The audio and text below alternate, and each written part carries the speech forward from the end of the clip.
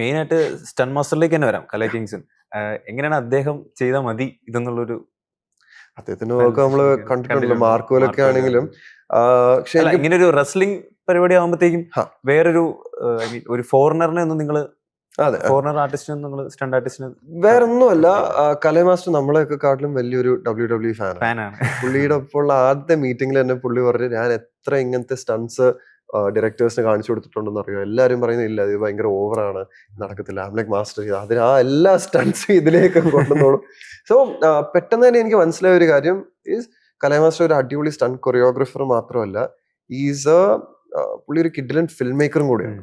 അപ്പോ ഈസിലി ഒരു 30-40% of this film പുള്ളി തന്നെയാണ് ഡയറക്ട് ചെയ്തിരിക്കുന്നത്. ഞാൻ ആകെ ടേക്സിനിടയിൽ മാസ്റ്റർ നമുക്ക് ഇങ്ങനെയും ചെയ്യാം അങ്ങനെയും ചെയ്യാന്നൊക്കെ മാത്രമേ പറയുന്നുള്ളൂ. പുള്ളി തന്നെ ക്യാമറ ഇടയ്ക്ക് എടുത്ത് ക്ലൈമാക്സ് ഫൈറ്റിലൊക്കെ പുള്ളിയാണ് കുറെ ഓപ്പറേറ്റ് ചെയ്തിട്ടുള്ളത് ക്യാമറ. മറ്റേ അർജുൻ വിശാഖിനെ ചോക്ക് സ്ലാം ചെയ്യുന്നതിനൊക്കെ തൊട്ട് മുമ്പ് ഒക്കെ ഈ റൊട്ടേറ്റ് ചെയ്യുന്ന ഈ റിംഗിൽ വീഴുമ്പോൾ ഷോട്ട്സ് ഒക്കെ അത് അർജുനും റോഷനും ഫൈറ്റ് ചെയ്യുന്ന ആ സീക്വൻസ് സുദീപ് അടവനാണ് ഷൂട്ട് ചെയ്തത്. സുദീപും കലമാസ്റ്ററും മുമ്പ് അയ്യപ്പനും കോശിയിലും ഒക്കെ വർക്ക് ചെയ്തിട്ടുള്ളതുകൊണ്ട് അവർ തമ്മിൽ ഭയങ്കര ഒരു സിങ്ക് ഉണ്ട്.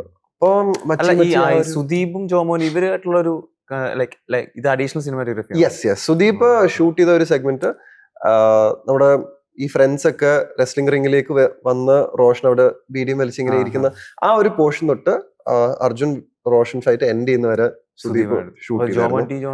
ജോൺ ചേട്ടൻ അത് കഴിഞ്ഞിട്ടുള്ള ബാക്കി നമ്മുടെ ക്ലൈമാക്സ് പോർഷൻ ആയിരുന്നു ഷൂട്ട് ചെയ്തത്. അങ്ങനെ ഒരു മിക്സ് ആയിരുന്നു. കാരണം വേറെ ഒന്നും അല്ല, ആനന്ദേട്ടന് വേറൊരു കമ്മിറ്റ്മെന്റും കൂടെ ഉണ്ട്. അതിൽ നിന്ന് നമുക്ക് ഡേറ്റ്സ് വൈസ് ഒന്നും മാച്ച് ചെയ്യില്ല. പക്ഷെ ബാക്കിയെല്ലാം ആനന്ദേട്ടന്റെ ഒരു വർക്കിലാണ് പോയത്. ആനന്ദേട്ടന്റെ വിഷ്വൽ ഡിസൈൻ മെയിൻറ്റെയിൻ ചെയ്തുകൊണ്ടാണ് ജോമോൻ ചേട്ടനും സുദീപും വർക്ക് ചെയ്തത്.